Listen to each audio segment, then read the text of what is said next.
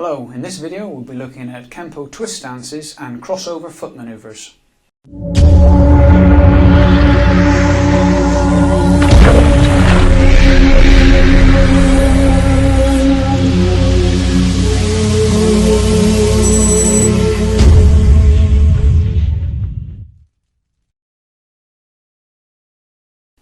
Hello, I'm Andy Seaton, Senior Instructor at Combat Fusion Martial Arts. I was intending to produce two separate videos to cover the subjects of twist stances and crossover foot manoeuvres, but as both are integral to each other, I decided studying them in one video would be more practical. So now we'll begin our study by looking at the twisted stance. The Kenpo system has three basic twisted stances. In no particular order they are the front twist stance, the rear twist stance, and the rotating twist stance. Each of these stances has a weight distribution of 50-50. When moving into the front or rotating twist stance, it is up to the individual to determine the best foot positioning on the initial step. Traditionally, the foot is placed perpendicular to your toe-heel line. This provides better balance, but will require a foot adjustment on exiting the twist to regain a correct stance structure. Another option is to place the foot on a 45-degree angle to your toe-to-heel line. This provides slightly less balance, but requires no foot adjustment on exiting the twist. When studying twisted stances and crossover foot manoeuvres, it is important to define front and rear.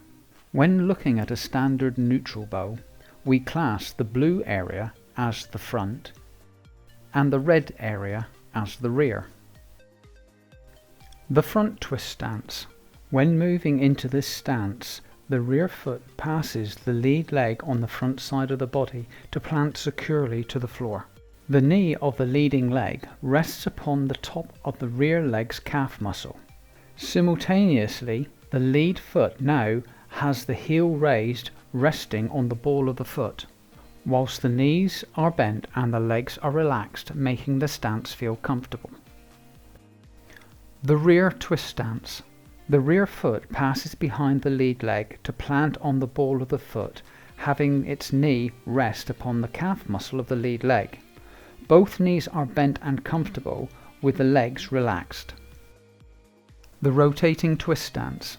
Here the body rotates 180 degrees as the lead foot also rotates in the same direction, presenting its instep to 12 o'clock as its leg bends at the knee. Simultaneously, the rear foot rises up on the ball, allowing the knee of its leg to bend and rest upon the calf muscle of the lead leg.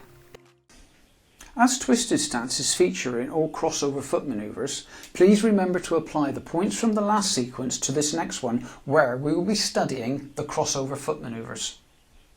There are two basic methods of executing a stepping through crossover foot manoeuvre. However, most students look at these as four methods of execution.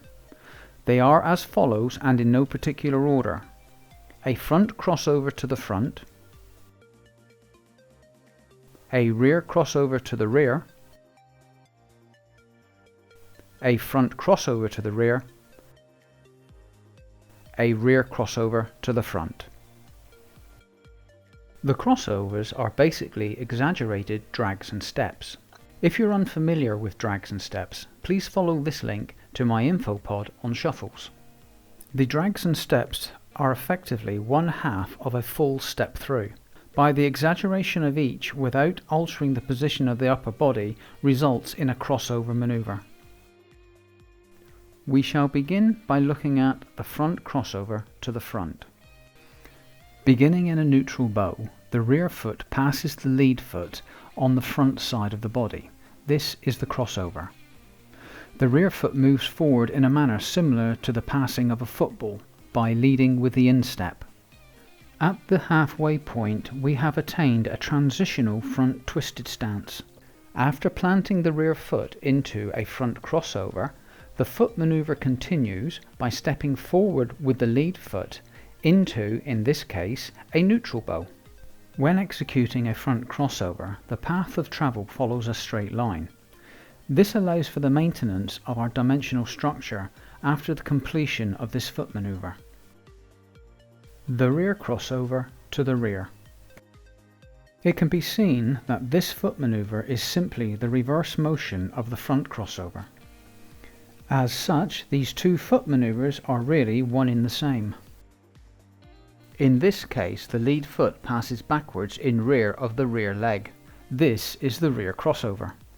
You will note that even though we are moving this time in the opposite direction, we still transition the same twisted stance. To complete this manoeuvre, our rear foot also steps to the rear, as we end once again in a neutral bow. Obviously, if these two crossovers are one in the same, it stands to reason that they will contain the same principles. The front crossover to the rear.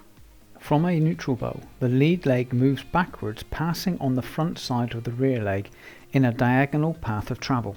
This movement again stems from the sweeping action of the lead foot's instep. At the halfway point, we have achieved a transitional rear twist stance. This foot manoeuvre is completed by the rear foot stepping out on the same diagonal path of travel to end in a neutral bow. The rear crossover to the front. Again, we see that this manoeuvre is the reverse motion of the previous. They are also one in the same, and therefore will contain the same principles. From a neutral bow, the rear leg moves forward but to the rear of the lead leg. This is the rear crossover. At this point, we are once again moving transitionally through a rear twist stance, which is also on a diagonal path of travel. From the transitional rear twist stance, the lead foot now steps out diagonally into a neutral bow. It is important to understand that the rear crossover to the front and the front crossover to the rear must move on a diagonal path of travel. This path of travel facilitates the maintenance of our dimensional structure. An alternate to using the crossover as an advancing or retreating step-through manoeuvre is the rotating twist stance. This provides an alternative halfway buffer zone. If you find yourself in a position unable to use a retreating or advancing crossover, then rotating out of or into your stance may be a more practical solution. In this example, we see the foot manoeuvre in use is a front crossover to the front. On acquiring the transitional front twist stance, the body is rotated 180 degrees without altering our line of sight. This is achieved by pivoting on the balls of the feet until a correctly dimensioned neutral bow is acquired. Now we'll look at a few of the errors students tend to make when practicing crossover foot manoeuvres and twisted stances, and then we'll progress on to looking at how these stances relate to our height dimensions. When executing a rear crossover to the front or a front crossover to the rear, do not attempt to move in a straight line. The structure of our body will not allow this to occur and will cause discomfort. When using these foot manoeuvres, follow a diagonal path of travel. Another error students tend to make is keeping both feet flat to the floor. Allow the feet to flex. This will make the stance comfortable and practical. When moving in and out of a twist stance or crossover foot manoeuvre, the height dimension will alter. Here, the red line shows the correct height dimension. As the foot manoeuvre is executed, the blue semicircle illustrates the height change. This change is permissible, but ensure that when transitioning a manoeuvre, the correct height dimension is regained. Obviously, we have taken a very clinical viewpoint to the use of crossover foot manoeuvres and twisted stances. However, their employment in a combat situation can result in many varied applications, all to the detriment of our opponent. The only downfall of these applications is the limit of one's own imagination. Even after these, they still have some real-world applications, such as moving up and down steps or stairs without the need to alter our line of sight.